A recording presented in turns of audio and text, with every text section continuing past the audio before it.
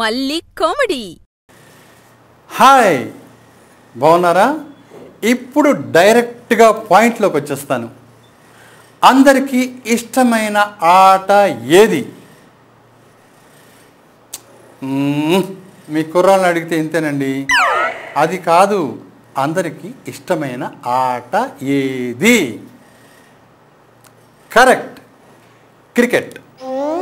అసలు ఈ క్రికెట్కి అంత క్రేజు, అంత పేరు ఎందుకు వచ్చిందో తెలియదు. కానీ నా చిన్నప్పుడు ఆడేవాళ్ళం మేము. ఏది క్రికెట్ కాదు, గూటీ బిళ్ళ అని ఆడేవాళ్ళం. దాన్ని బిళ్ళం కూడా అనేసి, కర్రా బిళ్ళ అనేసి, గిల్లీ దండు అని కూడా అంటారు. అదే కదండి క్రికెట్ అని ఇప్పుడు అంటున్నారు. ఇప్పుడు స్టైల్గా క్రికెట్ అని పేరు వచ్చేసింది. మహాకవి షేక్స్పియర్ ఒక మాట అన్నాడండి, 11 మంది ఫూల్స్ ఆడుతుంటే 11,000 మంది ఫూల్స్ చూసే ఆటే క్రికెట్ అని. ఇప్పుడు ఈ ఇంటర్నెట్లు, టీవీ ఛానల్స్ వచ్చాక 11,000 మంది ఫూల్స్ కాదు, 11 కోట్ల మంది ఫూల్స్ చూసే ఆటే క్రికెట్. అందులో నేను కూడా ఒకరిని అనుకోండి. మీరు ప్రత్యక్షంగా స్టేడియంలో కానీ లేదా టీవీ ఛానల్స్లో కానీ క్రికెట్ మ్యాచ్ చూసే ఉంటారు. అప్పుడు ఇండియా బ్యాటింగ్ చేస్తూ ఉంటుంది.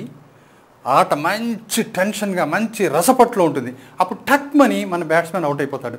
అప్పుడు ప్రేక్షకులందరూ హాహాకారాలు చేస్తారు. అబ్బో, ఇప్పుడు ఎలా ఎలా ఎలా అసలు మన టీము పాకిస్తాన్ మీద గెలుస్తుందా గెలవదా, ఇప్పుడు ఏంటి పరిస్థితి ఏంటి అనుకుంటూ ఉండగానే ఇంకో బ్యాట్స్మెన్ వస్తాడనమాట. అతను అందరి ఆరాధ్య బ్యాట్స్మెన్ అనమాట. ఇండియా గర్వించదగ్గ బ్యాట్స్మెన్ అన్నమాట. ఆ బ్యాట్స్మెన్ వంక మనం ఆరాధనగా ఇలా చేస్తాం. ఇతనే మనల్ని రక్షిస్తాడు, ఇతను సెంచరీ కొడతాడు అని ఎంతో ఎంతో ఆశగా మనం ఎదురు చూస్తూ ఉంటాం. అప్పుడు అతను ఇలా స్టేడియంలోకి ఎంటర్ అవుతాడు, బ్యాట్ పెట్టుకుని ఇలా వస్తాడు, ఇలా ఆడతాడనమాట.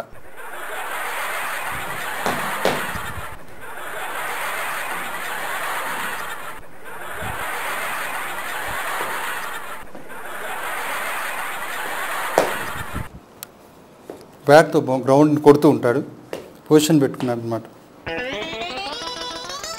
క్యాప్ క్యాప్ మరి కిందకి అయిపోయింది, కనబట్టలే బాల్.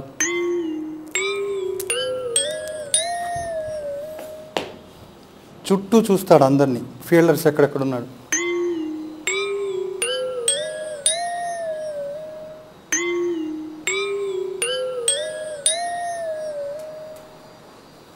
ఫోరో సిక్స్ కొట్టేలా అందరినీ చూస్తుంటాడు. ఫీల్డర్స్ ఎక్కడెక్కడ ఉన్నారని 4 or 6 దంచేస్తాడు అనుకుంటారు అందరు.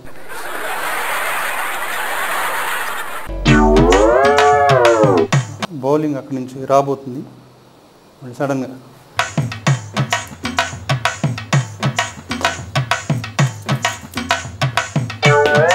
మళ్ళీ ఒకసారి ఆ ఫీల్డర్స్ని చూస్తాడు.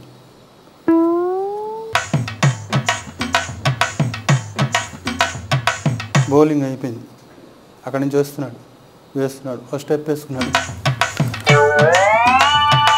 Clean bold. ఇక్కడ వికెట్ ఎగిరిపోయింది, 0. ఫస్ట్ బాలే అవుట్. ఆర్భాటం కోడికట్ట తోలుగుడ్డు పెట్టిందట, అలా ఉంది ఇది. షేక్స్పియర్ చెప్పింది నిజమేనండి, మనందరం ఫూల్సే. ఇప్పుడు ఒక అద్భుతమైన క్రికెటర్ని నేను ఇంటర్వ్యూ చేయబోతున్నా, మినీ ఇంటర్వ్యూ. ఎవరు?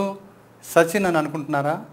కాదు, ఆయన బౌండరీల మీద బౌండరీలు కొడతాడు, 6ల మీద 6లు కొడతాడు, దంచుడే దంచుడు, ఏకదంచుడు అనమాట. ఇంకా ఆయన బద్దలు కొట్టిన రికార్డ్స్ అన్ని కాదు, ఎన్నెన్నో రికార్డ్స్ బద్దలు కొట్టాడు.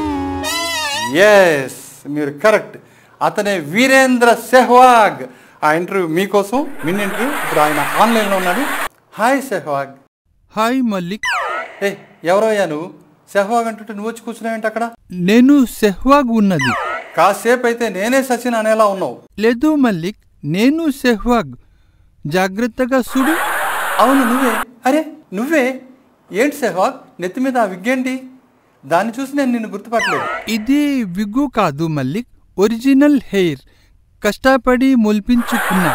ఆ కిటికీదో మన రైతులకు చెప్తే బోల్డ్ అంత మొలిపిస్తారు, అదే బోల్డ్ అంత పంట పండిస్తారు. అప్పుడు మనకి ఆహార సమస్య ఉండదు. నిజమే కానీ ఇది పంటలు మొలిపించడానికి పనికిరాదు, బొచ్చు మాత్రం మొలిపించవచ్చు. అబ్బా, బొచ్చు కాదు సెహ్వాగ్, జుట్టు. నువ్వు కాస్త తెలుగు బాగా నేర్చుకోవాలి సెహ్వాగ్. ఓ ష్యూర్, అది జుట్టు మొలిపించడానికి పనికి వస్తుంది. నేను హెయిర్ ట్రాన్స్ప్లాంటేషన్ చేయించుకున్నా.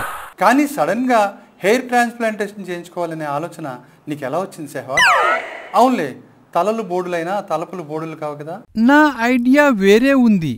నాది బట్టతల వల్ల యాడ్స్ అన్ని ధోని, సచిన్, యువరాజులకి వెళ్ళిపోతున్నాయి.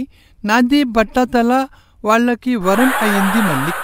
ఓ అవును కదూ, ఇప్పుడు నీ తల మీద బోల్డ్ అంత బొచ్చు. ఓ సారీ, నీ భాష నాకు వచ్చేస్తుంది. ఇప్పుడు నీకు క్రికెట్ యాడ్స్ కానీ ఐపీఎల్ యాడ్స్ కానీ బోల్డ్ అని వచ్చేస్తాయి. అవును మల్లిక్. చూడ్డానికి అమాయకుడిలా కనిపిస్తావు కానీ నువ్వు చాలా తెలివైన వాడివి సెహ్వాగ్.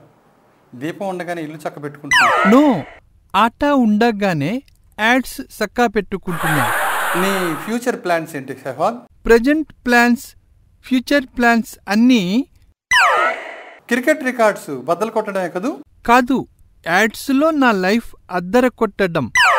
ఓ మై గాడ్, ఇప్పుడు యాడ్ షూటింగ్ ఉంది. నేనిక ఉంటా. బై మల్లిక్. అదండి సంగతి. మరింత ఇన్ఫర్మేషన్ గ్యాదర్ చేసేలోగానే ఆయన పరుగు తీశాడు. నేను కూడా సెలవు తీసుకుంటాను. మళ్ళీ కలుద్దాం ఇక్కడే కొత్త టాపిక్తో. ప్లీజ్ కాస్త ఈజీగా బౌల్ చేయి బాబు. ఒక్క రన్ కొడితే సెంచరీ పూర్తయిపోద్ది. దేవుడా దేవుడా దేవుడా, నన్ను రక్షించు. క్యాచ్ పడదామని నోరు తెరుచుకుని పైకి చూస్తుంటే బాల్ గొంతులో పడింది. ఇంతకీ ఇతను అవుట్ అయినట్ట కాదా? నేను అవుట్ ఇవ్వలేదయ్యా బాబు. చెంకలో దొరదెట్టి గోక్కుందామని చెయ్యెత్తా. అవుట్ అవుతావు, అవుట్ అవుతావు, అవుట్ అవుతావు. ఏం హిప్నటైజ్ చేస్తున్నావా?